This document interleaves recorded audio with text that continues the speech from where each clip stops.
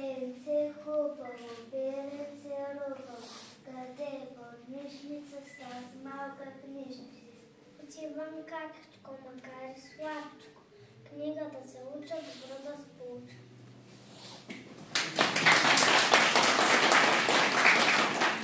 Аплодисменти за Габриела Бричева и Аспарух Ганчев. Деца, вие в кой клас сте? А коя е вашата учителка? Госпожа Ралица. Дали да съм аз? Да, точно така. Вие сте мои ученици и вие сте тук заради мен, а аз съм тук заради моя учител. Благодаря ви.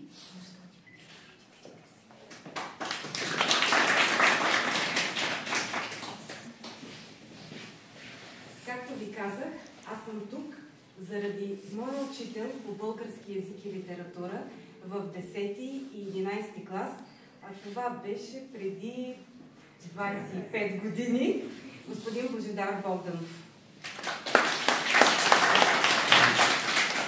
Вие също сте тук заради господин Божидар Богданов и най-новата му книга. Благодаря ви, че сме заедно. Аплодисменти за виновника за тази среща.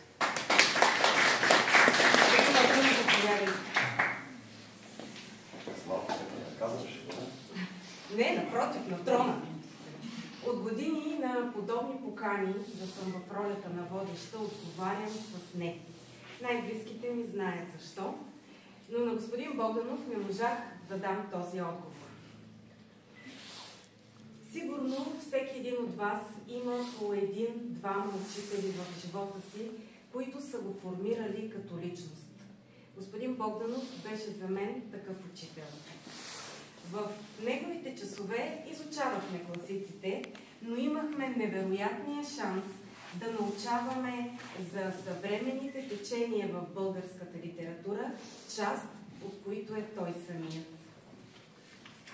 Божидар Богданов е роден на 30 януари 1963 г. в село Деков. Завършил е българска филология в Великотърновския университет Свети Кирил и Методий. Печата предимно в Литературен вестник и Литературен форум, както и в списанията Пламък, Летописи и море, в Алманаха Света гора, както и в литературните портали Литернет и Факел. Издал е редица книги. Според мен броят им, също като годините, не трябва да се споменава, но все пак. Автор е на 15 книги с стихотворения, а миналата година излезе романът му «Романс». Аз още помня през 1998 година отразявах стихосбирката «Дим над библиотеката» и мисля, че беше в Бар Енергия, нали не греша? Да, много добре го помня. През 2007 година Божидар Богданов е номиниран за наградата Иван Николов на издателство Жанет 45, а през 2015 за наградата Николай Кънчев. През 2010 година става носител на Златно Дунавско перо на община Свищов и Съюза на българските писатели.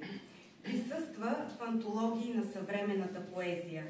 Негови текстове са превеждани на руски, унгарски и хърватски език. Най-новата стихосбирка на Божидар Богданов се казва «Изгреви залези». В повечето стихове авторът е проявил поетическа волност. Не е използвал препинателни знаци. Много от тях са кратки, но всъщност в това е тяхната стойност.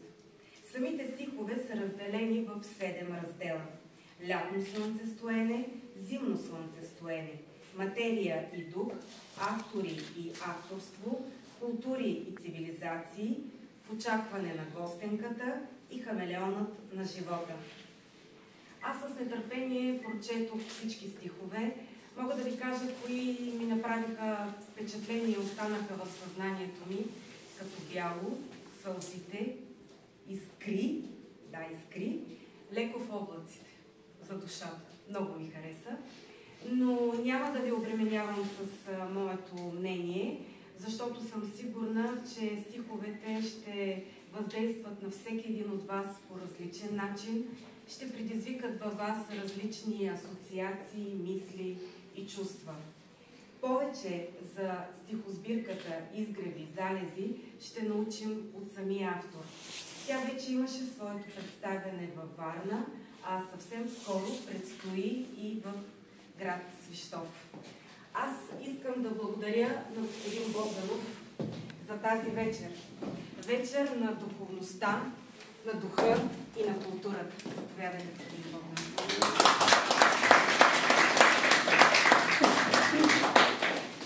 Казват, че зад всеки успял мъж стои една силна жена. Това с пълна сила важи за госпожа Румяна Богданова. Госпожа Богданова, заповядайте.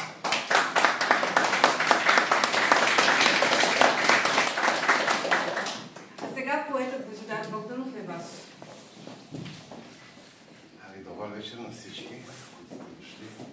Радвам се да се видим в тия предколедни дни, които са хубави и ни правят малко по-добри.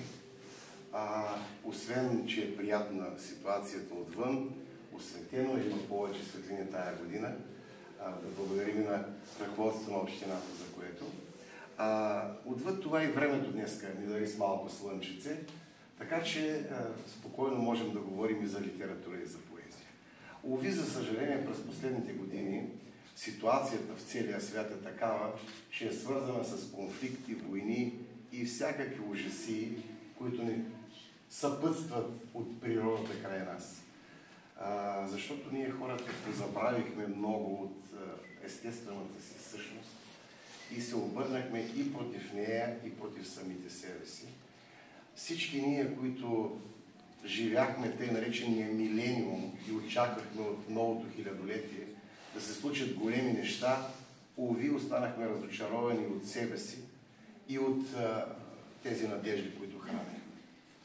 И войните продължиха с по-голямо ожесточение, и конфликтите в света, и какво ли не още. Дигиталната революция остана последната революция. Без друго революциите всички се оказват, че изяждат децата си, както френската буржуазна, за великата октомврийска социалистическа да не говори. Дигиталната революция има опасност също да изследва децата си. За голямо съжаление. И за това, че днес сме се събрали да говорим за литература и за поезия, е нещо много, много положително. Между другото, след COVID-а, хората изведнъж се свиха в себе си и после бариерите паднаха. Но границите, които си бяхме наложили, се върнаха от нас. Това беше общата въвеждаща част. Ще четем, разбира се, и поезия, но преди да продължа, бих казал следното. Имам голям опит вече с писането на поезия. Вече имам известен опит с писането и на проза, защото следващата ми книга ще бъде пак проза, само че разкази, не роман. И така, с тая книга оформям поетическото у себе си, като светоусещане и като една своеобразна завършеност. Дали ще продължа да пиша поезия, това е Божа работа. И моята ученичка Ралица правилно каза, че не бива да казваме колко книги сме направили, колко ще направим и колко няма да направим. Всичко е промислено.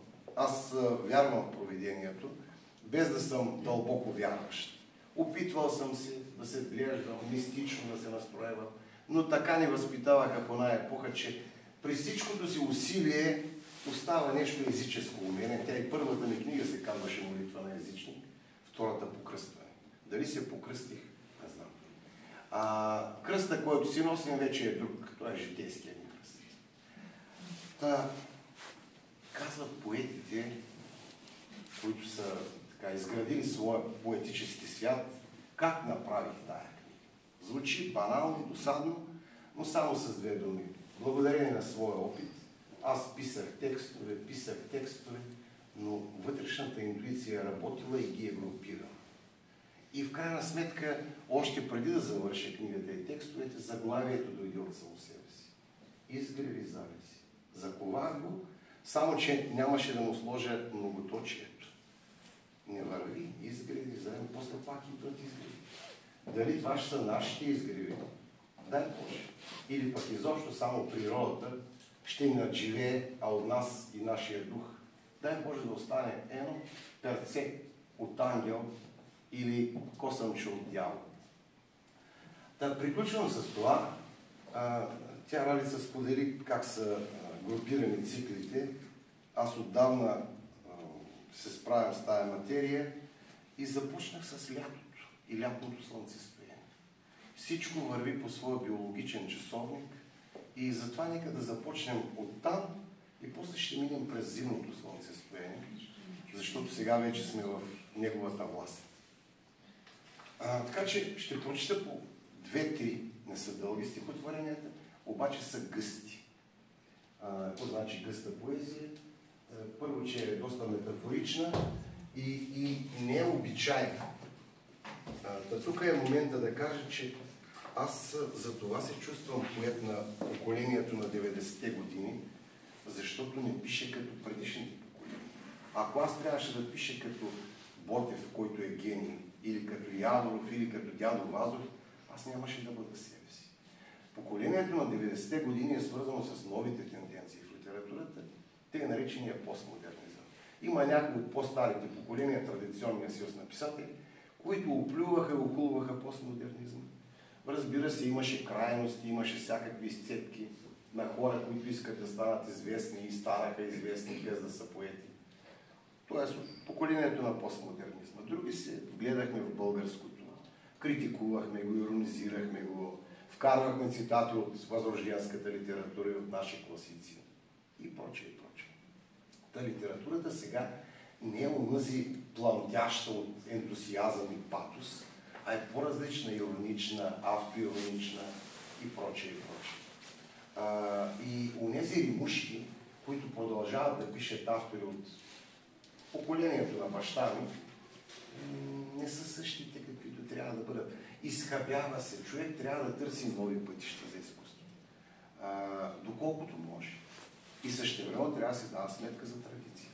Да не бъбря много, а нека да прочета първия текст от Лятно слънцестояние.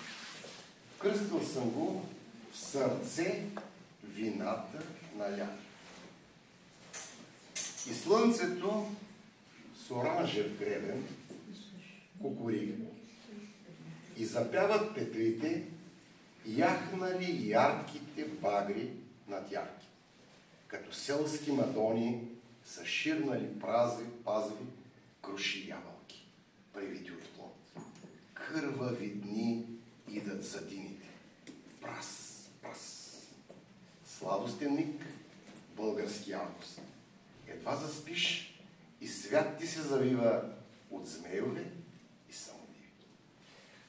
Не ми ръкопляскайте, ще прочета едно друго. На кръстопъти. Между съзерцанието и пътя светът е видение. Пътуващият разказва на едро, сънуващият го поправя детайли. И още едно последно от този цикъл, казва се тайната на облак. Тук има една непозната дума, чисто езиковецка, плеоназм. Плеоназм означава езиково излишество. Пояснявам. Позволил съм си тази дума. Така, тайната на облак.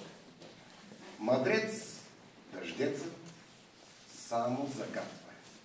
Пороя, прелива от плеоназм. Това беше първата част, която исках да прочета. Така, може би, 2 пъти или най-много 3 пъти ще прочета и между другото ще вмятам по някоя дума, защото да се чете поезия дълго време е изморително. Особено когато ходим на такива по-големи четения, аз вече избягвам такива четения, защото много народ... Представете си на един концерт, когато се изредят 20 души изпълнители. Разностилие се получава, разнобой понякога. Когато се изредят 20, 30, 40 поети. Ужасно нещо. Тълпа от поети. Поета е индивидуалист. Той не е за тълпата. Така че този романтичен блян на поетите и после нашите символисти, които го подхващат, той си е единак по природа. И така че от поета може да се очаква само да отиде на Дунава, да се разцава, да гледа, ама той не обича в група много да се движи, малко е единак. Така, да мина нататък. Стигаме до зимното слънцестояние. това не са само пейзажни зарисовки. Тук съм вкарал и социални елементи, и литературни, и прочее, и прочее. Ето сега това е доста иронично. Отминахме тая есен, хубавата, златната, винената есен, но нека го прочита. Есен. Лозницата е провесила гроздове като фалоси на сатир. Тук-там някое листо крие срама на Божия промисъл. Така. И сега зимно слънцестояние, няма да ви го чета, само видях слънцето пак този период. Ами, то се чудеше какво да направи. Дали да излезе на хоризонта или просто да потъне за това. Всъщност, това беше, няма да го чета, само го споделям. Такова е зимното слънцестояние. Колебливо, несигурно. Нарекал съм го бебе старец. Сега. Айде танцът на листата. Листопада почти приключи, но може още някой листо да пада. И падат богове и свършат хора. В градината на Хесперидите, в Едема, си капят ябълките и без Нютон, и без Платон, и без поезия. Есен. Само вятърът и силите на инерция ту нагоре, ту надолу и тегли. Това е всъщност като монолог на самите листа. И понеже Ралица харесала едно кратко стихотворение, ще го прочета. Вече наближаваме зимата. Казва се бяло. Бяло се казва. Имаме едно стихотворение в предишна книга, децата обичат да се заиграят с него. То се казва Сняг и състои само от заглавие и белодалност. Това е едно от най-кратките стихотворения в българската литература изобщо. Не изобщо със сигурност. Тъй, бяло. Вали. От небето се отваря нова страница. Така. И последно приключвам с този цикъл. Малко за поезията. Поезията на зимата и на снега. Снегът завихря пейзажите в невъобразими пропорции. Чук-чук поезията по витражите на прозорците. Така, такава е тая поезия, по-особена, по-различна е. Бих казал, че модерна, но тук в случая не е постмодерна. Постмодернизма в общи линии приключи в края на 90-те. Тук-там някой автор все още използва техниката на постмодернизма, но както бивш символист няма, така и бивш постмодернист няма. Ето Дебелянов, сещаме се всички за него, фронтовите му стихотворения. Верно, че са нещо ново в литературата. Но те са изградени с поетиката на символизма, защото той си е символист и няма как да избяга от него. Но те са вече ново начало. Щях да използвам една сложна дума. Антиципиращо. Няма да я кажа. Предсказващо бъдещо развитие на българската литература и българската поезия. Така. Също се отнася и за Смирненски. Смирненски има стихове, т.е. дори само строфа, в която си бият старата поетика на символизма и новата на постсимволизма и на революционната лирика. В една строфичка двете начала се сблъскват, за да наделия в крайна сметка новото начало. А при Далчев, спомнете си само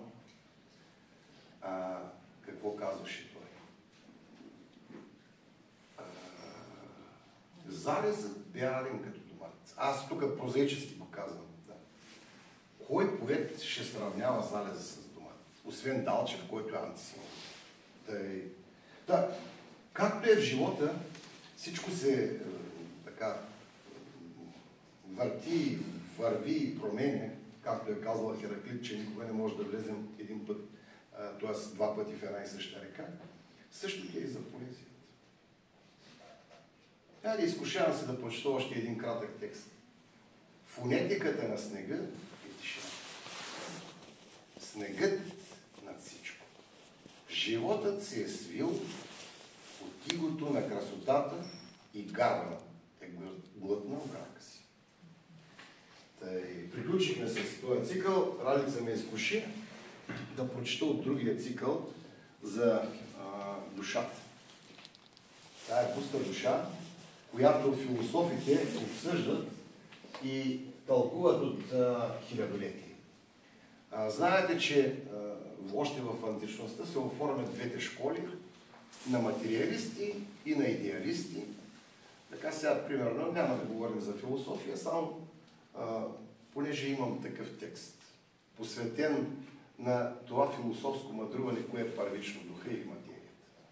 Едни казват едно, едни казват друго, има компромисни варианти и т.н.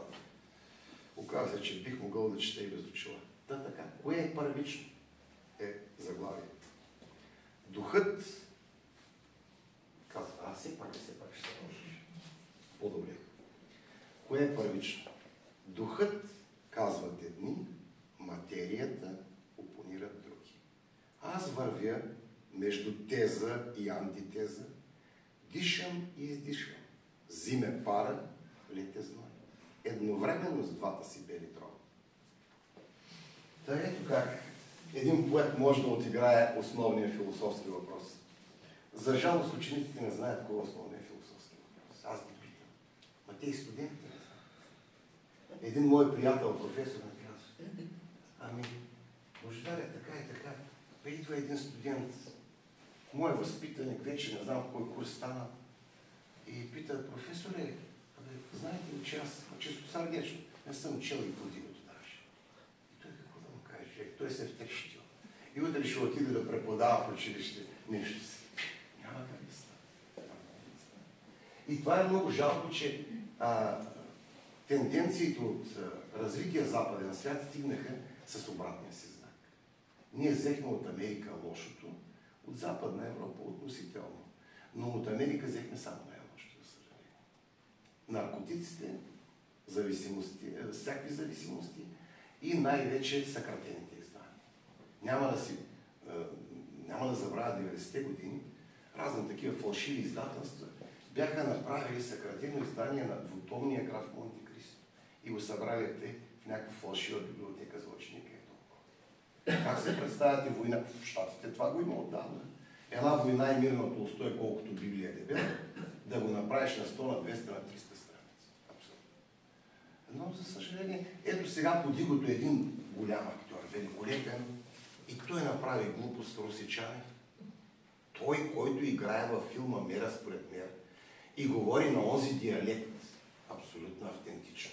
Много силен филм, който го е гледал. Не всеки го разбира този филм. По-сложен, по-тегавичен, така. Велик филм. Същия този човек превежда подигото на съвременния български. Сякаш Вазов е писал на някакъв архаичен. Това ли е проблема? На Шльокавица го написаха вече. И кого махнал човека? Той сам си споделя чисто сърдечно. Махнал Мунчо накрая подигото, единственият луд, който протестира, и махнал Хаджирова. Ама или Хаджирова, ще не ми близка. Но просто той вярно, че ползва някои податки на самия Вазов, театрална постановка на подигото. Въпреки всичко, аз съм за чистите неща. Вино, разредено с лимонад, това е отвратителното нещо. Нека дамите да ме простят, но хубаво вино, разредено с лимонада, си е каквото, не знам. Каза, че е за децата в чужбина. Да, може би, да. Не е за нашите деца, защото просто са загубили връзката. Да, така. Ами добре. Сега, като стана въпрос за душата, чета. Има няколко вида душа, но всяка от тях се свежда до два типа. Лека и тежка. Бьорн. Няма такъв. Това само аз. Бьорн. Както Георги Господинов беше измислил Галстин. Къде го това е Галстин? Това е Георги. Това е шега от моя страна. Няма такъв швед. Има Бьорн Борг, тенисист. Но Бьорн Мадрец няма. Нали? Има друг, Якоб Бьоме, немеца и т.н., които са такива мистични философии. Чета за леката душа. Леко в облаците се казва. Леката душа е като дим, леката душа е като пара.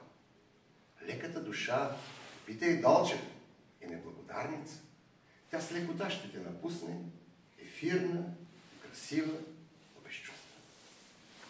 Призрачният стопанин. Тежката душа е нещо друго. Лежи си на мястото, тухлавзит, тежи човешката душа, дори без тяло, не си отива, нито се завръща. Тя тук остава да си пази къщата. Така, ето това. А за пушачите бих могъл да прочета едно стихотворение, защото аз все още съм пушач, но аз съм пушал рядко. Топла връзка между световете, това пак има връзка с тези неща. Та така топла връзка между световете. Къщата е дом за плътта, а лулата ми дом за душата. Тегли ме надолу едната, другата дърпа нагоре. И димът, като ластик, свързва двете истории. Помните ли едно стихотворение на Николай Кънчев? Какво е раят? Хвърчило от детството, което се издига от дима на родната му къща и то е спуснато отгоре, от рая към земята. Представете си хвърчилото с обратен. Къщата е в края на хвърчилото, джурокма, както се казва тук по-нашенски, и тая джурокма обърната от рая към земята. Страхотно за вас. Слава Богу, имал съм щастието да се познавам много близо с Николай Кънчев, да се черпя, да пея даже, без да мога да пея. Но това са великолепни дадености, които съм получил и съм щастлив от това. Така. Мисля, че вече трябва да свършваме. Има стихотворения, които са свързани с литературата. И може би трябва да прочета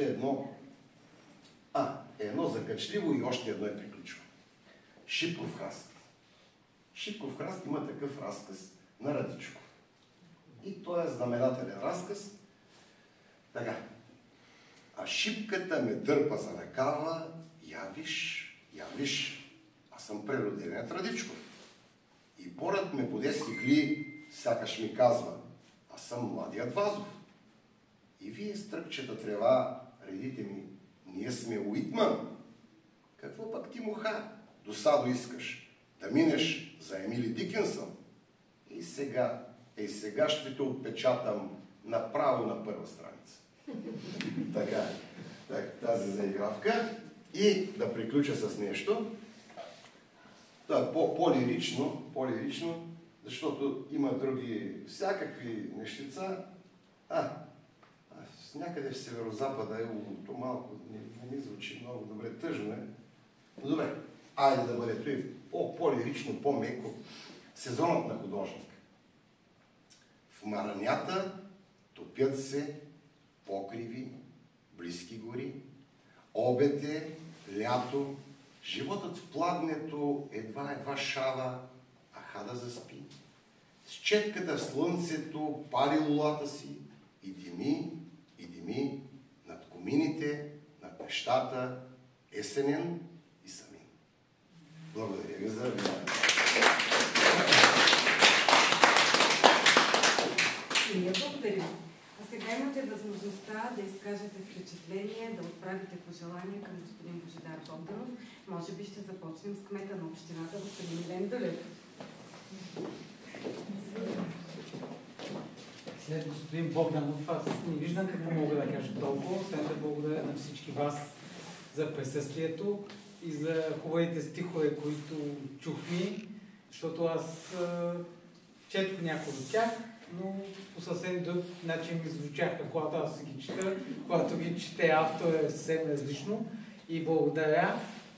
Община Белене ще помага на вашите книги, на психосбирката, която сте написали, така че ще откупим една част от тях, за да може да подаряваме на нашите гости. Благодаря много на господин Долев. Благодаря на всички. И сега, ако имате някакви интересни хрумки, нещо да споделите вие, аз обичам да има диалог, да си комуникираме. Или да закупите книга с както решите, да. Някои вече го направиха. Между другото, нося от романа. От роман са, нося тук 3-4 книги, нося, за който примерно искам. И ви благодарим, че уважихте творчеството и човека Божидар Богданов. Да му пожелаем успешно представяне и в Свищов, и не само, и в столицата, защото заслужава, и да продължава да твори, защото наистина е богатство за нашия град.